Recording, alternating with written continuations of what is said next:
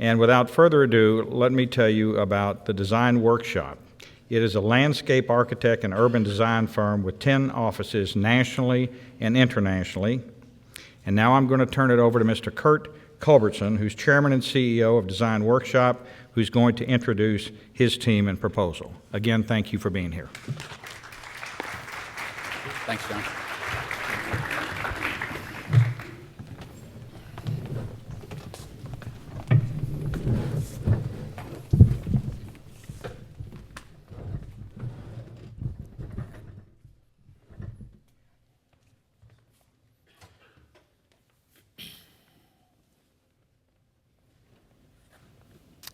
Good morning. My name is Kurt Culbertson. As John said, I'm the chairman and CEO of Design Workshop. If we are fortunate enough to be selected for this work, I will be the individual responsible for the quality of the effort of the master plan that we together produced for the Baton Rouge Lakes. My parents, who attended LSU in the late 1940s, often spoke of these lovely lakes and those wonderful sunsets.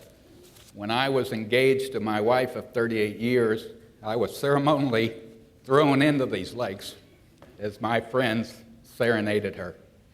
This is a landscape of memory.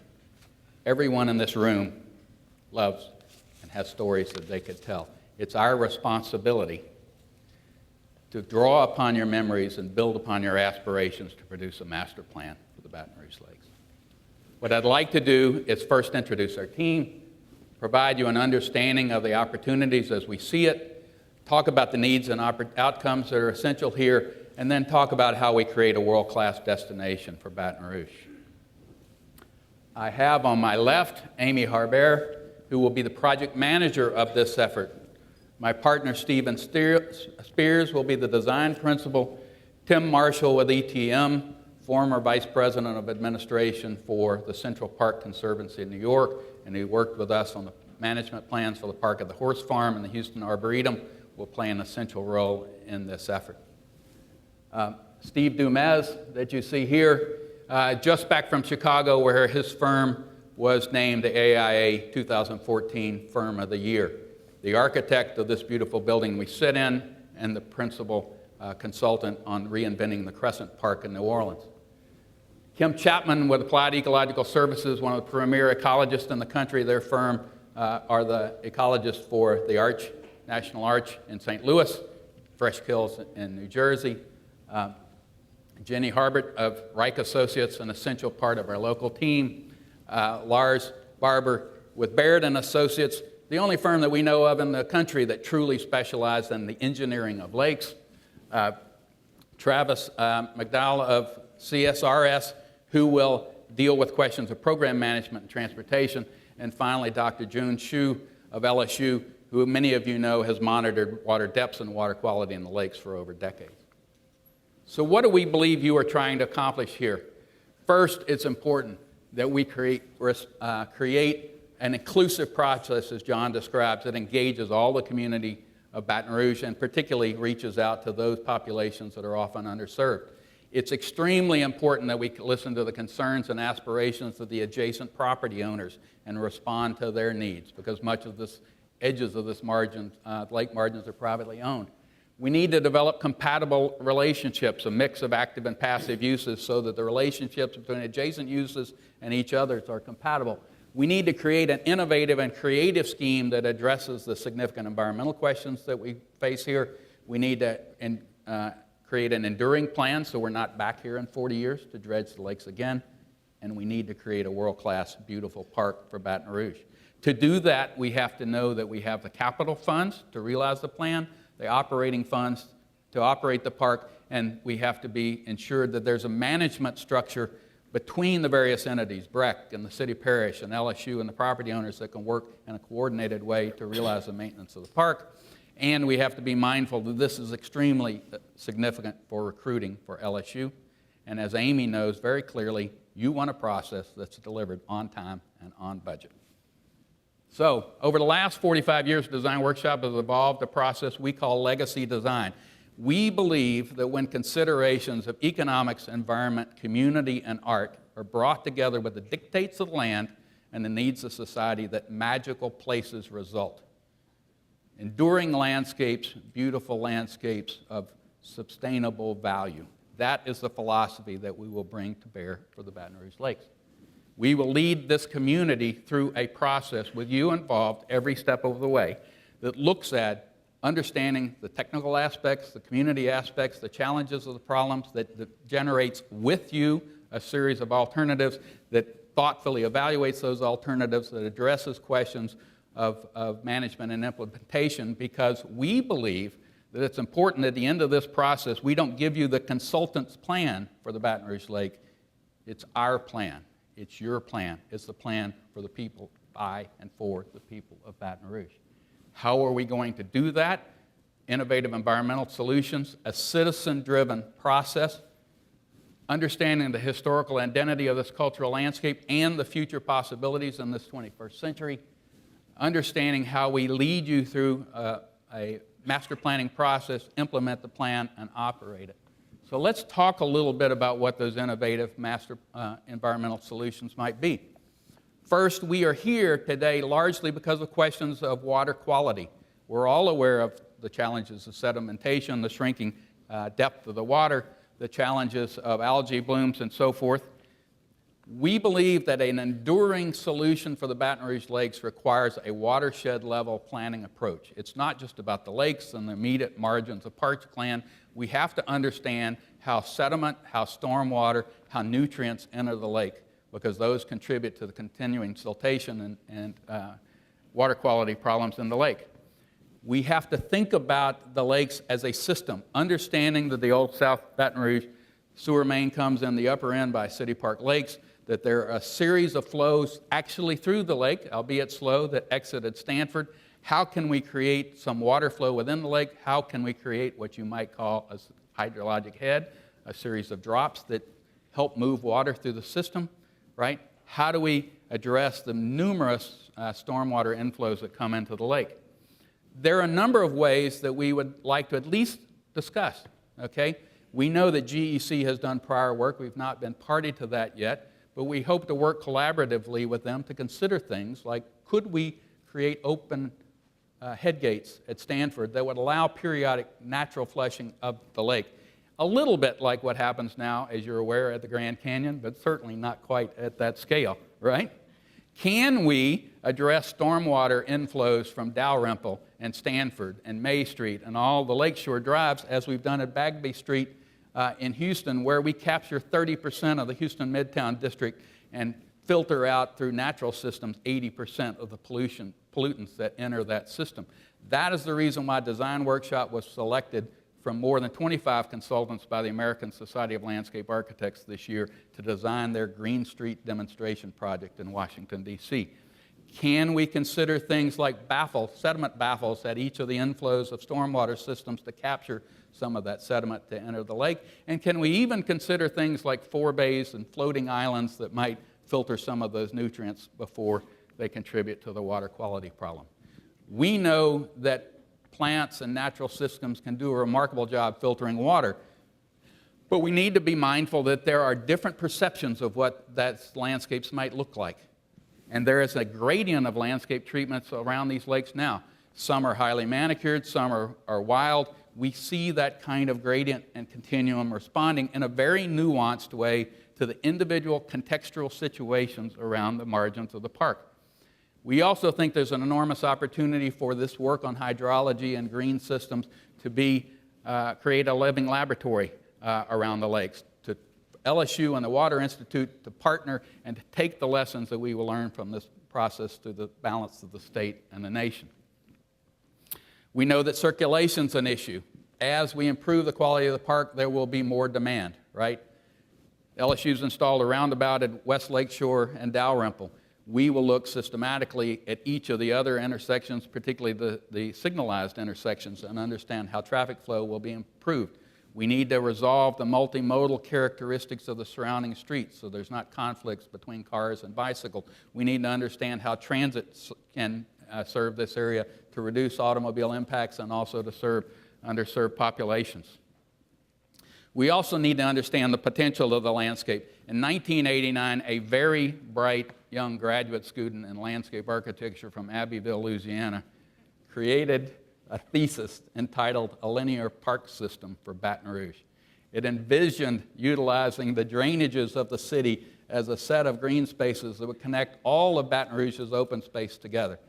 LSU lakes, Baton Rouge lakes, can be the realization of Boo Thomas's dream 25 years ago. How can we create a greenway along Dawson Creek?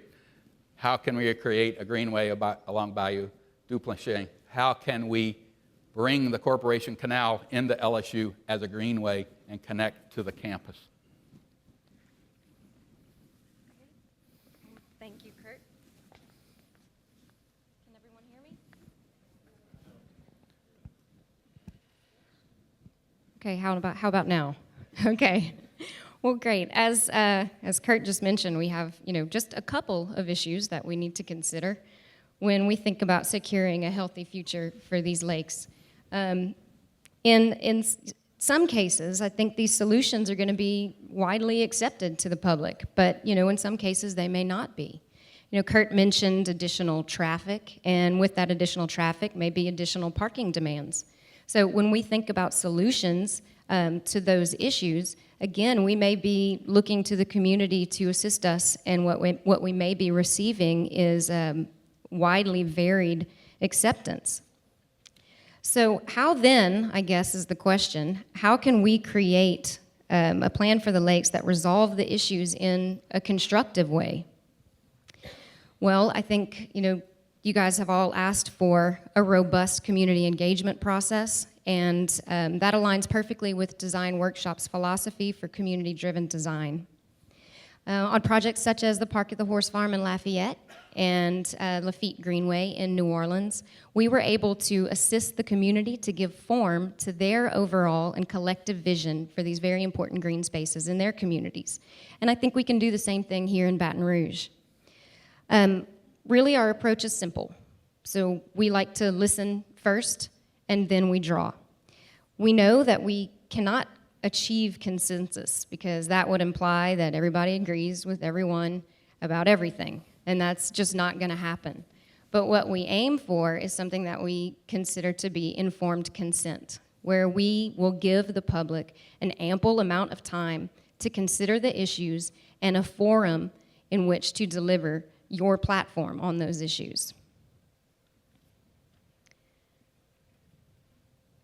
So when we look at the Baton Rouge Lakes, we do see some similarities between this and the Park at the Horse Farm. For instance, both of these projects are going to be park as urban infill. And so when you have conditions like that, what you have is a variety of neighborhoods that surround this particular park. So what we did in Lafayette was we met first with the community and the stakeholders, and we met often so that we could come back to them with visions and solutions to their main concerns. And we have similar conditions here in Baton Rouge, where we have a great number of neighborhoods and great diversity in those. And we also believe that we need to make every effort to reach underrepresented populations when we do our community engagement.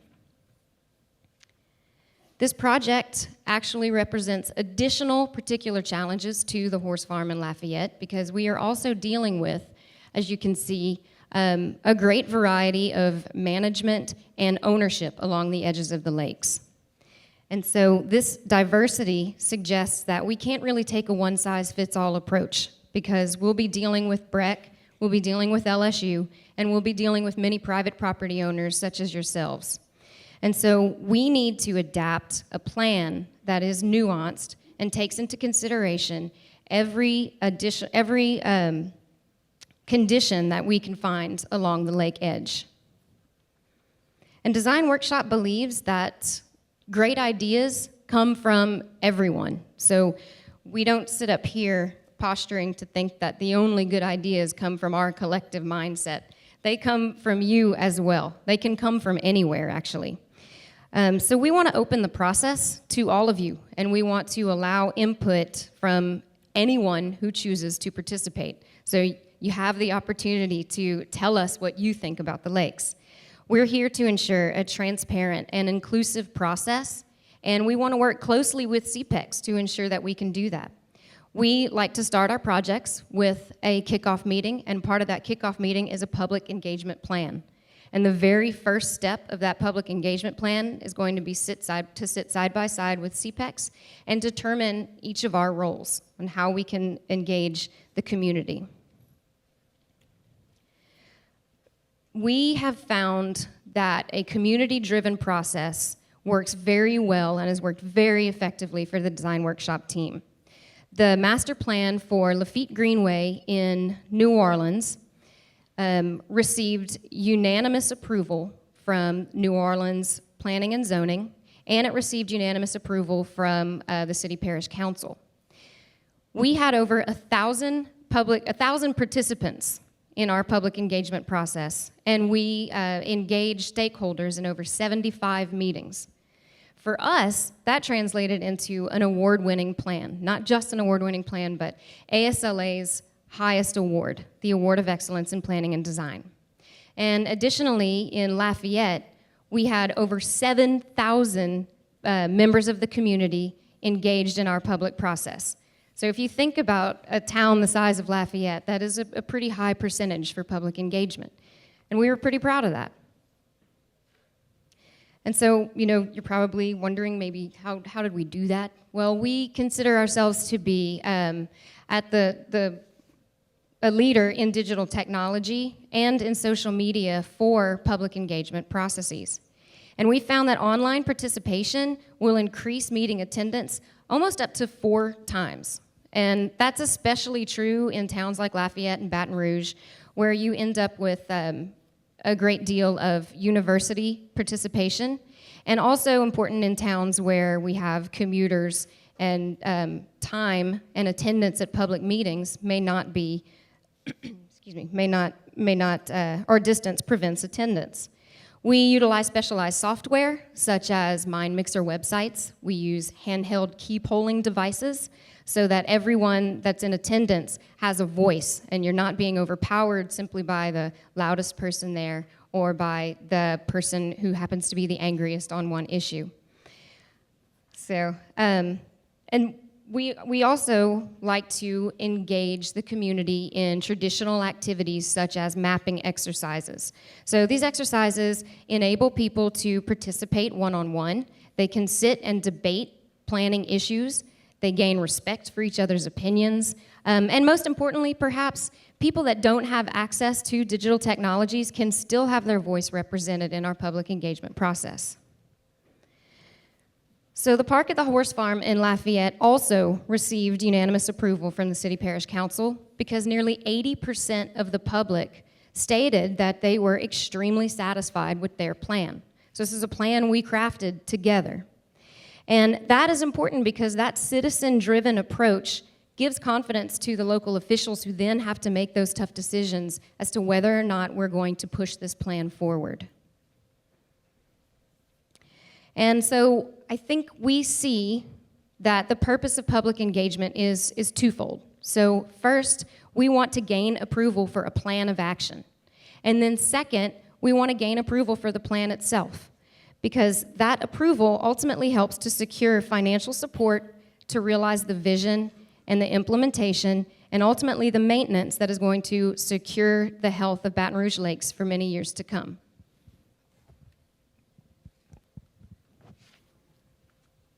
Thank you, Amy.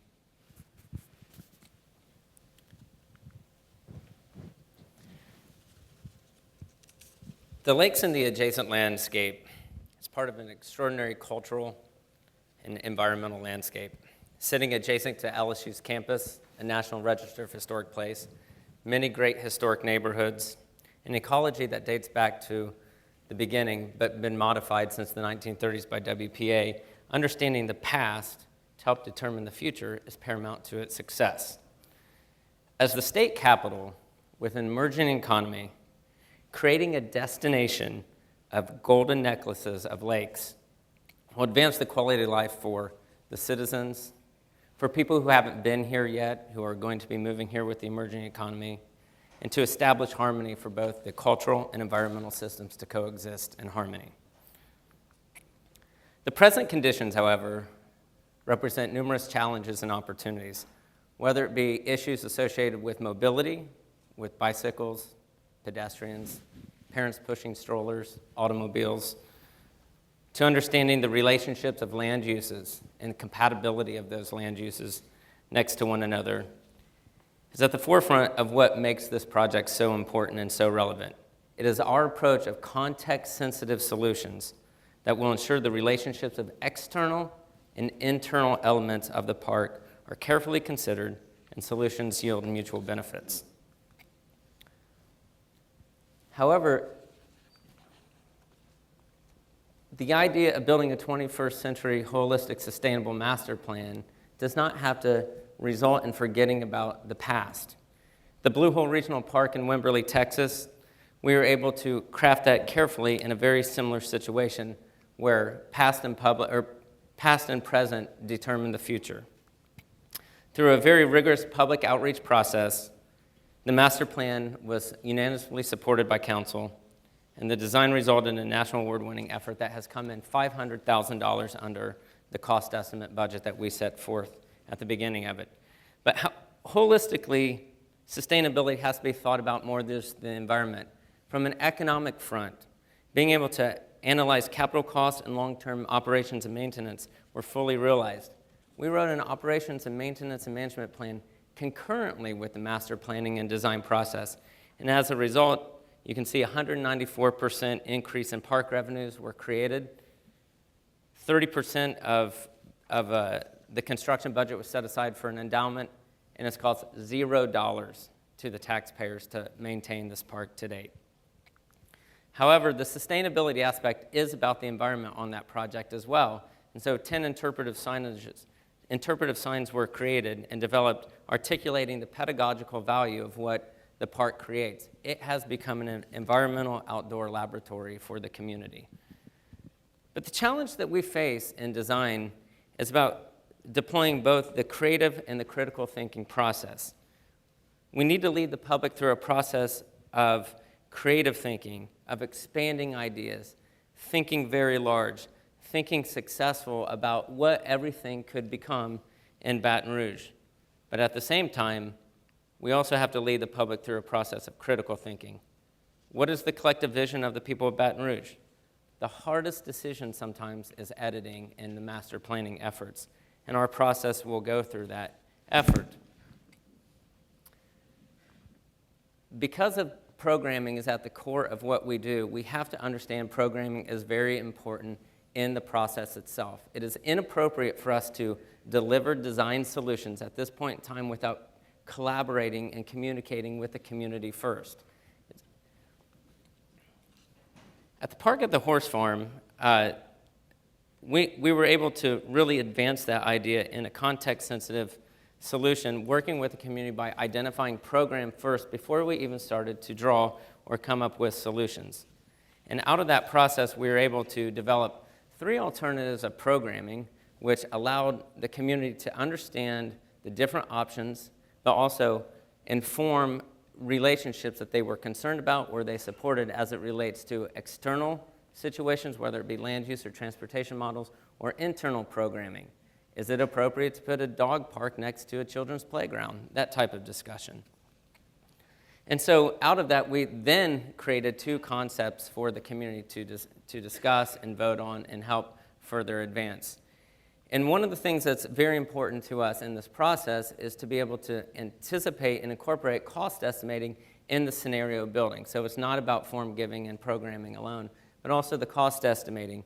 And through this process, we were able to develop capital cost estimates as well as long-term and operations cost estimates so that we could understand the full magnitude of what was being considered. And as a result, the master plan was born out of a transparent and comprehensive public process. Just like in Lafayette, here we have the opportunity to sculpt the lakes, sculpt the water bodies, so that we're being very sensitive about where to add, where to subtract, so that views are not broken, property values are not disturbed, to go and create interest in certain areas and to create habitat and higher quality environments appropriately.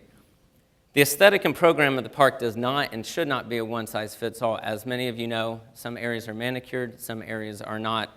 We had that exact same scenario at the horse farm where we were able to provide a variety of edge conditions. And as a result, we were able to create high-quality graphics that were therefore communicated or used for communication to the community as well as political and fundraising efforts. At the Lafitte Greenway project, we were able to work with the community to develop a series of different design ideas, whether it be the story of the second line, or understanding the front porch and the relationship that it has to the street, or living with water. The idea here is that we created ideas that were built on the idea of sense, whether it's sight, touch, sound, smell, or even taste, because within memory, you create a returning destination. It's what we remember helps us to decide whether or not we return ultimately to where we're going. So we were able to develop a park program scenario that stitched the 9 neighborhoods together, the 9 socioeconomically diverse neighborhoods together into one linear corridor park system.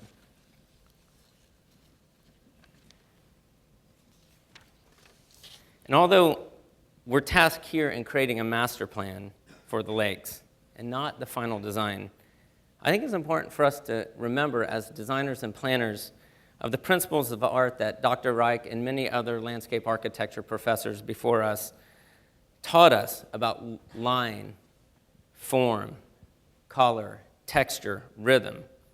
Because while we're here to help resolve technical issues and develop a master plan for the future, we also have to remember that we are creating a work of art at the end of the day. So in conclusion, the master planning effort may not see the full, or the implementation might not be realized all at once. But just as shown in the Lafitte Greenway corridor, after 4 exciting years in a national award-winning effort, Phase 1 is under construction, $1 million under budget. Thank you, Stephen. As Kurt mentioned about legacy design, and while the design is, that in and of itself is the infrastructure, really the legacy part is the long-term goals of protecting that capital investment. And that capital investment is protected by securing proper maintenance and management and operating dollars. We are seeing across this country that parks that are successful are those that are beginning to figure out how to develop those long-term and sustainable costs over time. I think the days of doing a project and just assuming then that the public sector will pick this all up and that's where the ongoing maintenance and operation dollars are going to come from, I think are over. And certainly the evidence is out there that those parks that are successful have figured out other ways to sort of generate revenue. And a lot of our work involves in looking at that kind of range and opportunities that are out there to sustain this really over the long time. We're not going to get legacy if we can't protect over time what we've built, and ultimately we're going to spend more money on the operating dollars than we are actually going to spend on the capital dollars. And so one is just the overall budget and where does that money come from, and then the second thing is figuring out how much is it going to cost to maintain this, and as both Kurt and Stephen have talked about, we do this collaboratively while the design is being built. Typically we design it, then we build it, and then we think about all the management issues at the end. Well, that's not how we approach it with Design Workshop. I mean, that management issues get folded in as part of the design process so that we can really begin to figure out what those costs are going to be long term, and then of course what we need to figure out is where that money is actually going to come from. And this is a reflective of this slide is a project we're working on with Design Workshop in Houston, and they have a very diverse, in a sense, portfolio of where their money is coming from. And so I think that's a challenge for us to really look at A, how much will it cost, and B, where is that money going to come from over the long period of time. And of course, the money is one thing. I guess it always comes down to the money. But ultimately, it's really about those sort of boots on the ground or the delivery of those services, whether they're maintenance, whether it's operating activities, all that kind of stuff that we think about that really makes successful parks. And we've talked a lot about, Kurt showed some slides of natural systems and rain gardens. Well, that's not the same thing as maintaining a baseball field or a soccer field. A lot of these things take place over time. It's almost as much about process as it really is about a project. So it's important that we understand the nature of what we're designing and what those specific operating and maintenance needs will be long-term to really bring that about. And then ultimately, what is the operating model? And we deal with lots of partnerships. There's a lot of stakeholders involved in this particular project. What is it? Who's involved? Who's doing what? And understanding early on with how that's going to work, because ultimately, we all have to have buy-in to this or it won't work. So, how do we achieve your objectives? Establish an iconic landscape, connect with the community, innovative stormwater, multimodal transportation, resolve the pedestrian and vehicular conflicts, create a sustainable landscape, really understand how we connect with the natural environment, the cultural environment, create access to the water, create signage and wayfinding, create an enduring place of legacy, create signage that can educate, create places for wonderful public gatherings, understand the management issues, create a place of enduring legacy. Because we know when you get off the interstate at I-10 in Dalrymple and you see that water, if you're from Baton Rouge or went to LSU, you're home. We would welcome the opportunity to work with you to come home and create a wonderful place for Baton Rouge.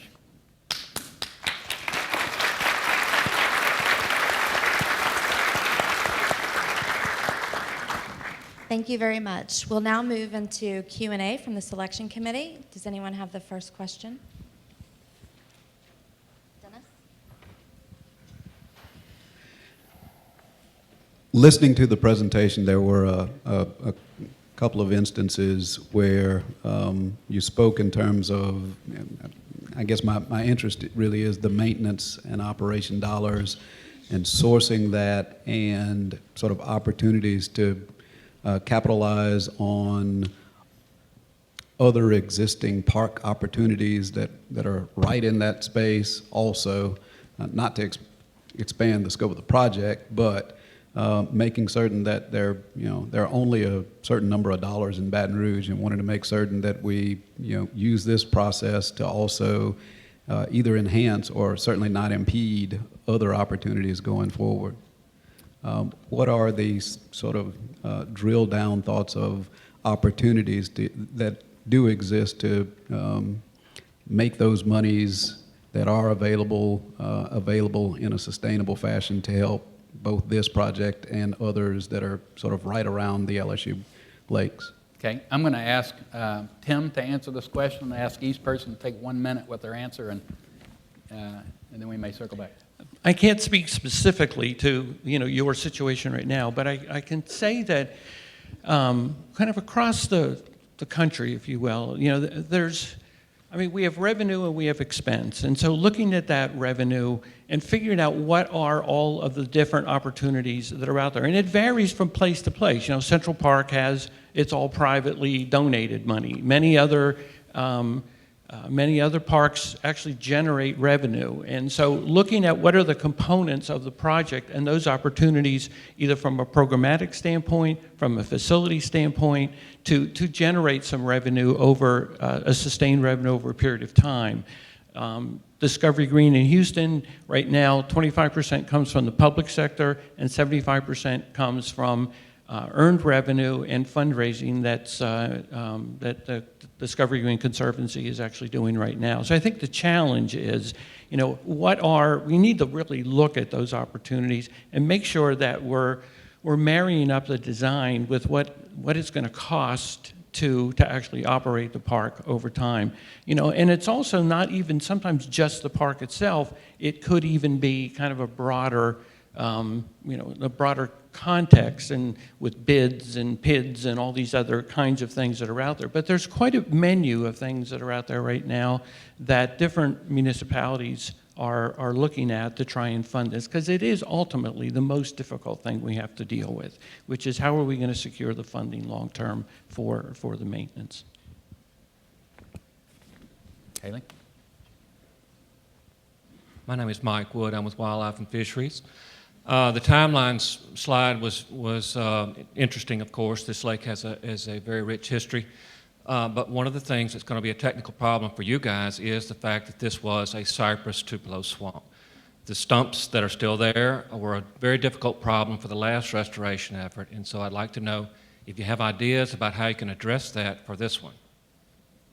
Well, I'll take a stab at that, and then I'll let Lars add to that. We are aware that there were challenges in the earlier dredging operation back in the 80s, and we understand that those stumps remain an issue today.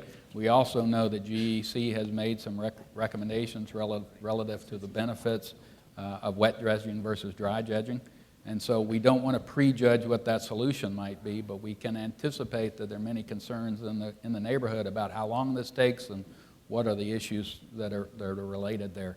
One of the things that we have suggested from a fisheries point of view, we often do when we design lakes, is actually a grading plan for the bottom of the lake, so we know precisely how the bottom is intended to be shaped, that there's adequate depth for adequate fisheries habitat, that there's safety shelves along the margins of the lake where small children don't fall into the water. So I think the strategy would be to sit down with the engineers and really understand how we technically build it, how do we do it with minimal disturbance to the neighborhood, how do we maximize the water quality benefits, and how do we maintain the aesthetics and safety of the place. Lars, would you add something you'd like to add to that? Are we on here? Yep.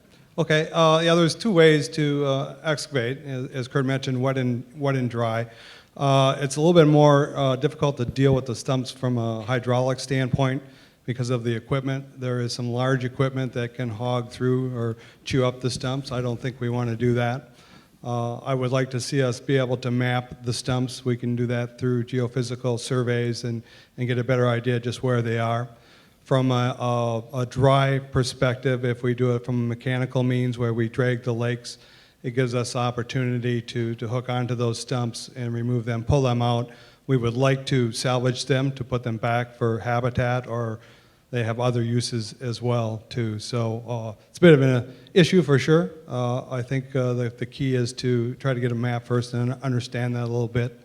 But I like the idea of trying to do it in the dry. Maybe we do a combination of wet and dry excavation, and a lot more easy to do it in the dry than in wet. Does that answer?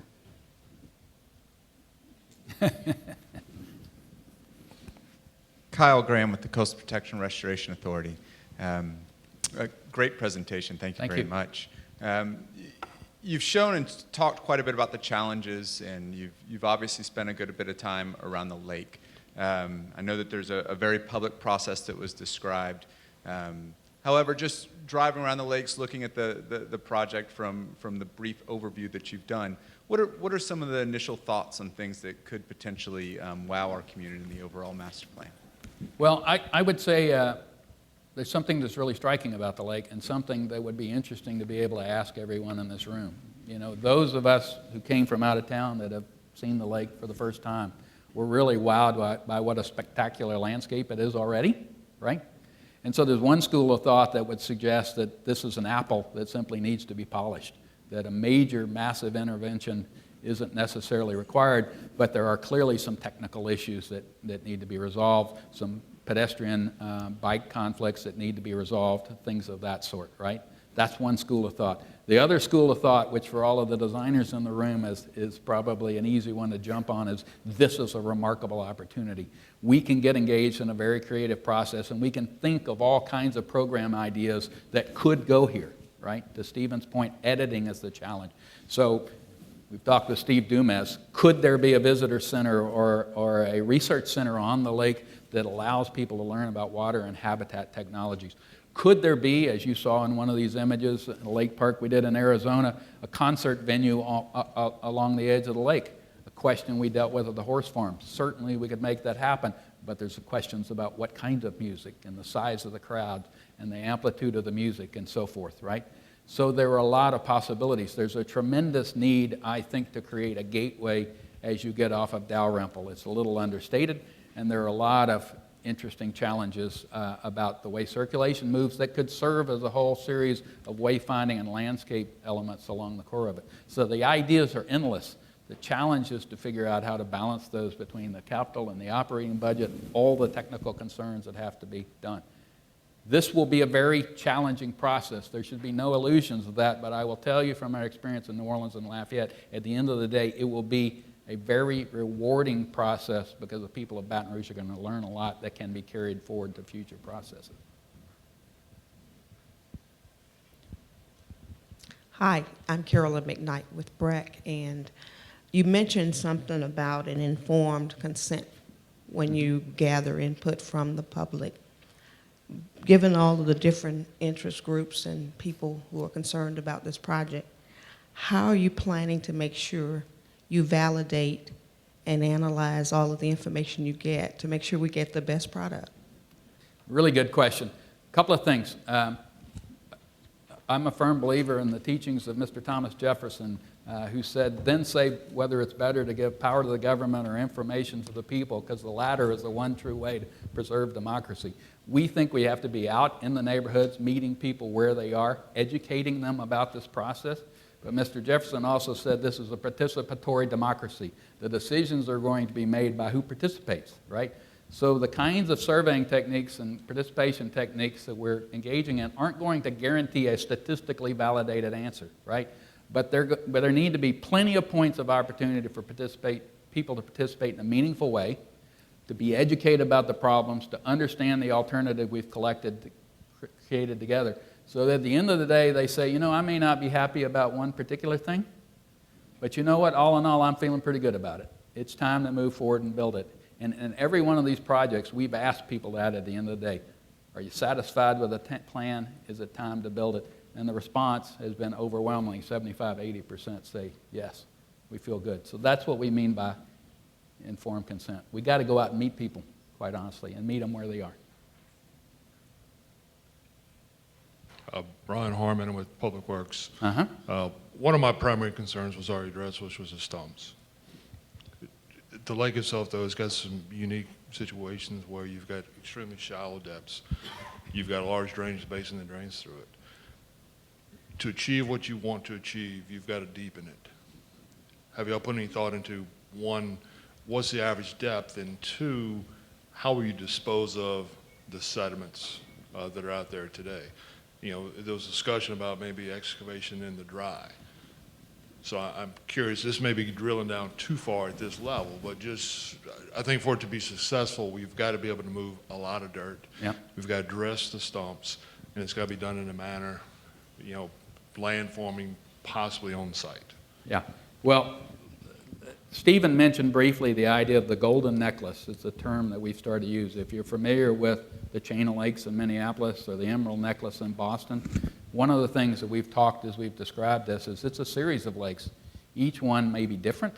Each one may have a different program, a landscape character, and so forth. So at least as we understand the preliminary engineering, the notion is there's a uniform, a generally described depth of 5 feet, right? There are certain types of construction techniques that occur. I think we need to really get down and understand how even that becomes more nuanced. So Tim might speak to questions of how, or Laura, might speak to questions of how, pumping strategies and things of that sort might be considered. But it may be that we are concentrating the efforts, digging deep in some locations, and other sections remain relatively shallow for habitat. I'm not sure I heard all the questions, but I believe in terms of the using hydraulic means to excavate, I think we have some advantages there. One is we reduce odor. We have a lot less equipment on site. It's a lot easier to transport the material from where it is to where it's got to go. If we can keep it on site, we can save a lot of money. So one preference is to look for opportunities on site. We believe that there may be some there to create habitat, do some things with the edges and so forth. A lot more economical if the material is such that we can do that. We have a dewatering issue with some of the materials. It's very loose, it's very wet. We think opportunities for geobags or pervious bags where we can pump material into, holds the soil, water seeps through it. That could be a application here that could save some money. From a drive perspective, we have maybe some odor issues. We have equipment to look at while we're doing the work. But the advantage there is that we can contour the bottom, we can see our work, we can create our habitat, we can, the contractor can see what they're doing, we get a much high quality job doing that. So from that perspective, I like that. And we can also, one thing that we really like to do is to contour the bottom so that we can keep the sediment moving through the system naturally once we do this initial construction. So to have a sustainable lake system when we're done, reduce maintenance costs, if we can keep the sediment moving through there by introducing gates and so forth into the structure, we think that we can have a much longer time frame in which we have to do maintenance, much, much longer, as well as managing the watersheds and reducing sediment coming in to start with. Thank you. Kurt, John Spain with the Baton Rouge Area Foundation. Obviously, we want the best and brightest working on this, and looking at your proposal to us, you've allocated roughly 500 hours for draftsmen and interns on the project. You yourself have only allocated 87 hours towards being a part of the project. And you have a lot of subs on the team, which leaves Design Workshop with a smaller budget. So my question is, what's your role? What part will you play? And how can you ensure that the money is allocated and spent wisely so that we can end up with a remarkable planning effort? Sure. When you have so many people involved. Sure, great question. Well, a couple of things. You have consultants on board, John, GEC, that's dealt with the engineering questions that these gentlemen asked. They also, I believe, have dealt with some of the environmental questions. We've not been privy to this information. We think that Lars' firm and Kim's firm add a lot of value, but the degree to which they need to be involved, right, is really going to be determined about what we find with GEC on the ground. Second of all, we needed to give you a general estimate of how we would allocate time within your available, or what we understand is your available budget. I think I can tell you that the people of New Orleans have probably gotten a little sick and tired of seeing Kurt Culbertson there every day for the last 4 years.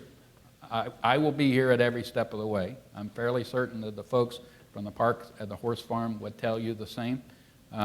With a couple of exceptions of all of those public meetings, 4 rounds of public meetings, 8 locations throughout the city, I made almost every one of those presentations. So our understanding, we have the same question, by the way, about our relative role in public engagement, right?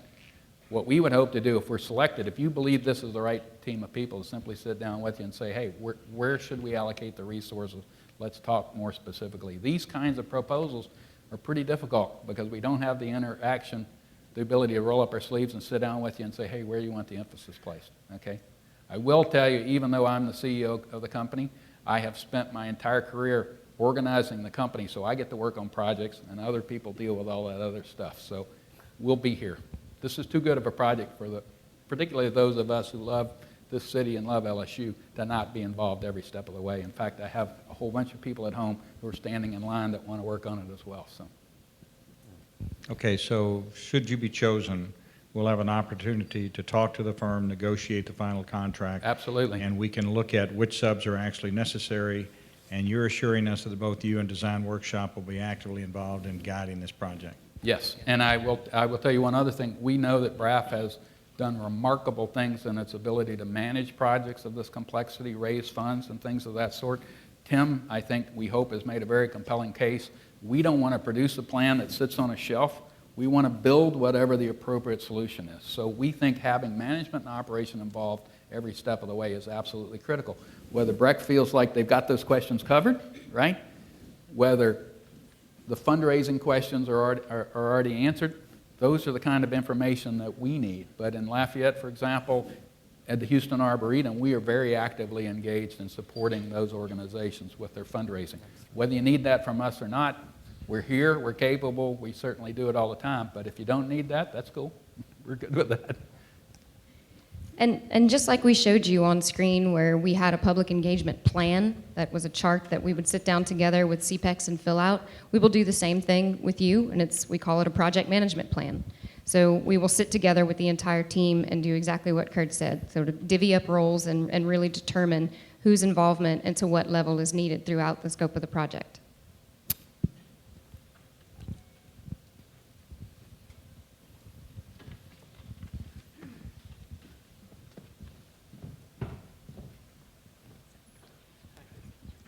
Danny Mahaffey, LSU. Could you talk a little bit about how many times you're going to have the design charrettes where we have public involvement? Good question. A couple of things. What we have generally found, and we were laughing yesterday, I think I've now done this 950 times, seriously, in the last 38 years.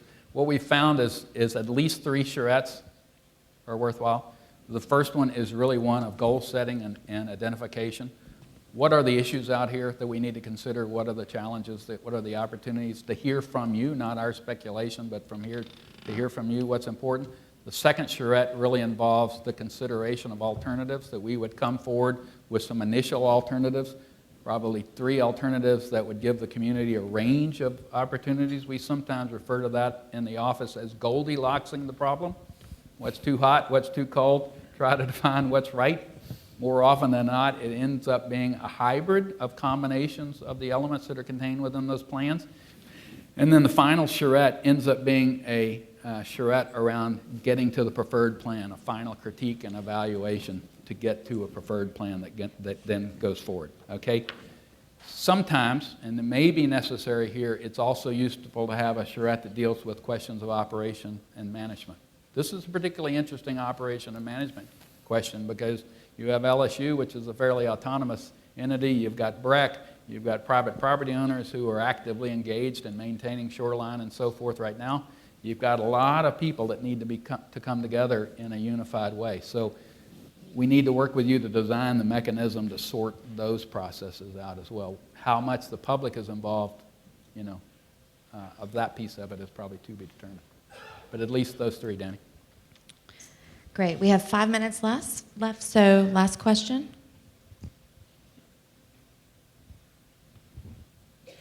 Much of the funding for this project may very well involve restoration, habitat, right.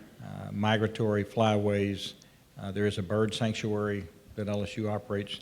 Have you given some thought to those aspects of this? We've talked a great deal about human interaction, but let's talk about wildlife and fishing and bird sanctuaries and migratory flyways.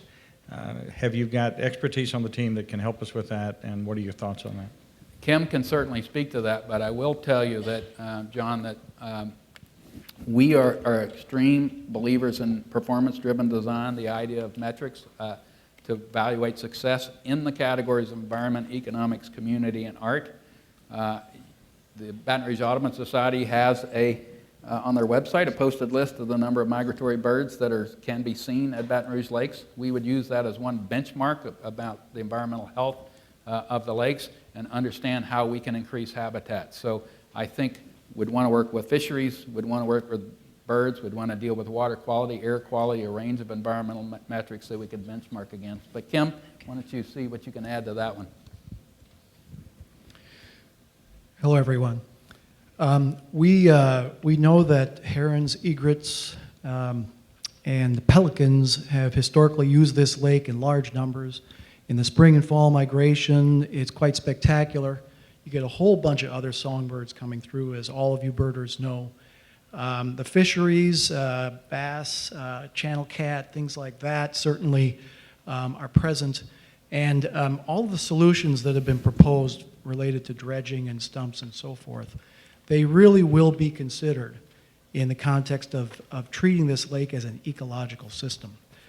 Even the edge treatments, particular locations maybe make more sense to try to put in a marsh setting than others. Whereas in other locations, deep dredging would be necessary. Perhaps that's a fishing location that the community really wants to see at that place.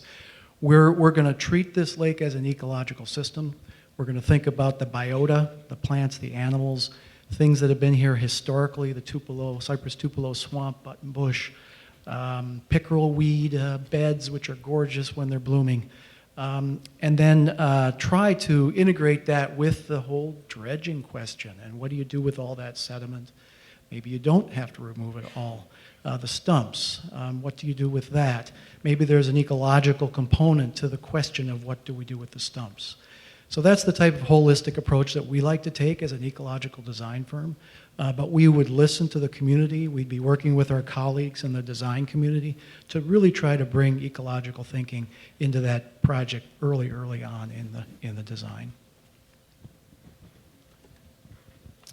Kurt, you have 1 minute left if there's anything you want to say. Well, first of all, I want to thank all of you for coming out.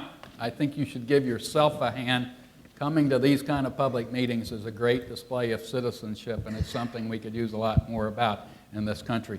It's a great indication of the kind of participatory environment we hope to work with the great folks of CPEX to lead you through a process.